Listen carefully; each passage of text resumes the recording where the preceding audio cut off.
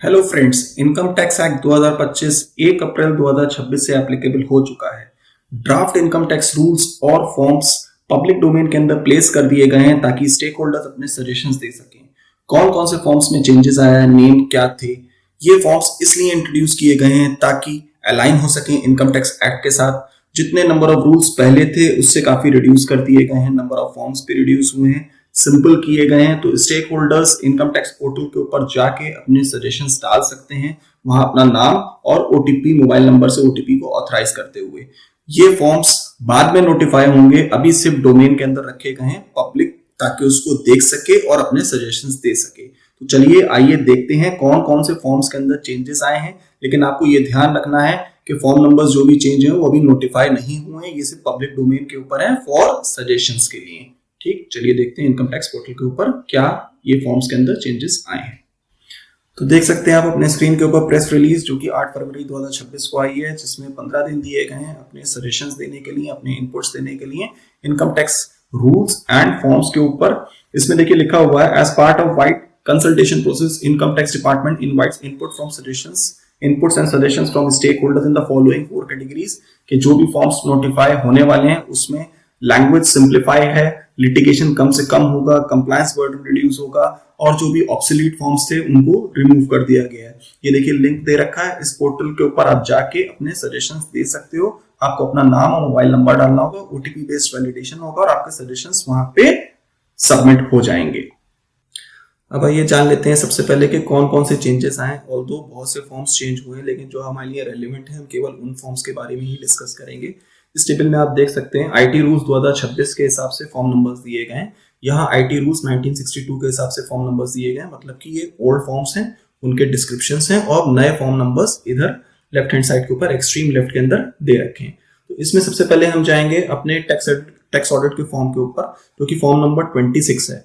आप इसमें देख सकते हो फॉर्म नंबर 26, जो पुराना हमारा फॉर्म 3CA, 3CB और 3CD हुआ करता था, audit report and statement of particulars required to be furnished under section 63 of the act, मतलब न्यू एक्ट की ये बात कर रहा है, जो कि हमारे पुराने एक्ट में 44AB हुआ करता था। अब वो न्यू एक्ट का सेक्शन 63 है, जिसमें form 3CA, 3CB and 3CD को चेंज करके फॉर्म 26 कर दिया गया है। अगला फॉर्म हमारा है फॉर्म नंबर 48। फॉर्म नंबर 48 के ऊपर हम जाते हैं और नेविगेट करते हैं। बहुत सारे फॉर्म्स हैं, हर एक के बारे में डिस्कस नहीं कर सकते, लेकिन ब्रीफली जो मेनली हम लोग यूज कर रहे हैं उन फॉर्म्स के ऊपर डिस्कस कर लेंगे। पहले पुराने फॉर्म का नाम था फॉर्म 3CEB, जो कि हमारे ट्रांसफर प्राइसिंग रिपोर्ट के ऊपर लगता था। जो भी हमारे ट्रांसफर प्राइसिंग के ट्रांजेक्शन हुआ करते थे, पहले 5 करोड़ फिर 20 करोड़ पे लिमिट हो गई थी। अब उसके लिए नया फॉर्म जो होगा ऑडिट रिपोर्ट का, वो 48 होगा। अब यहीं पर मैट क्रेडिट के लिए फॉर्म नंबर 29B हुआ करता था, अब नया फॉर्म नंबर 66 है, इसको भी चेंज कर दिया गया फॉर्म नंबर। आप ये देख सकते हैं फॉर्म नंबर 29B हमारा हुआ करता था, computation of book profit for the purpose of section 2061 of the act.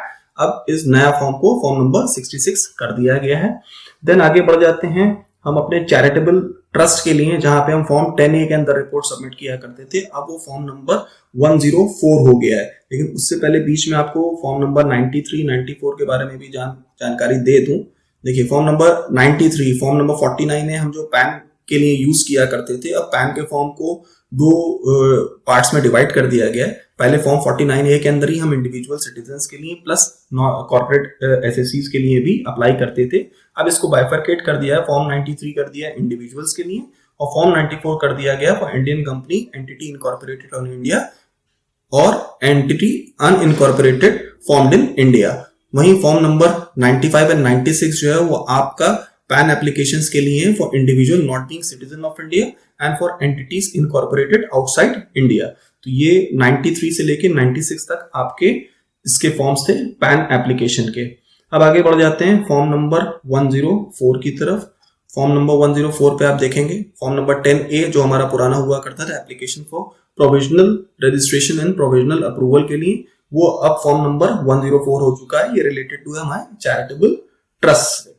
अब आ जाते हैं एनजीओ के ऑडिट से रिलेटेड, जो हमारा फॉर्म नंबर 10B हुआ करता था, अब वो फॉर्म नंबर 112 है, audit report under section 348 in case of registered non profit organisation. अब आते हैं टीडीएस के, सैलरी का टीडीएस और उसके फॉर्म्स के ऊपर, वो फॉर्म नंबर 138 है हमारा। हम आगे बढ़ते हैं, देख लेते हैं।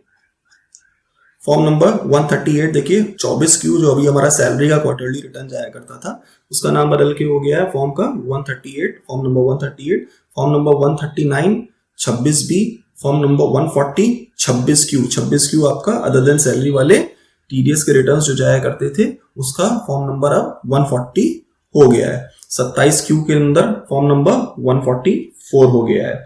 27EQ जो कि आपका टीसीएस का रिटर्न होता था वो अब फॉर्म नंबर 143 हो चुका है।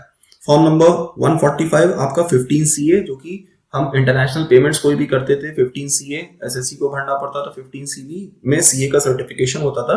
ये फॉर्म्स नंबर भी चेंज कर दिए गए 145 एंड 146। वहीं फॉर्म नंबर 26AS जिसमें टैक्स पेयर अपना डेटा देख पाता था वो फॉर्म नंबर अब 168 हो चुका है। आप ये देख सकते हैं 26AS एनुअल इन्फॉर्मेशन स्टेटमेंट जो है वो फॉर्म नंबर 168 हो चुका है।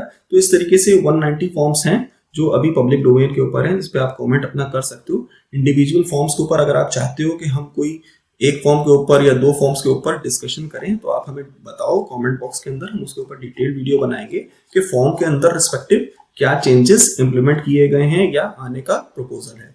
So thank you so much for watching this video. और अगर और भी कोई कंप्लायंसेस से रिलेटेड इशू हो आपको तो आप हमको कमेंट करके बताओ, उसके ऊपर भी क्लैरिफिकेशंस देंगे और वीडियो अपलोड करेंगे जिससे आपकी हेल्प हो सके। Thank you.